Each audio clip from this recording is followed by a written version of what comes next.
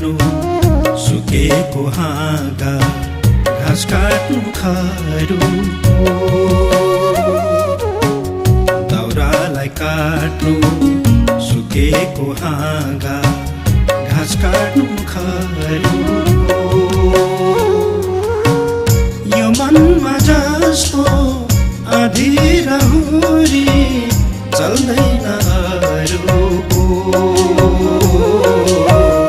चल्दैन अरूको साउने भेला उर्लेर आउँदा सुनको सिधा मेरो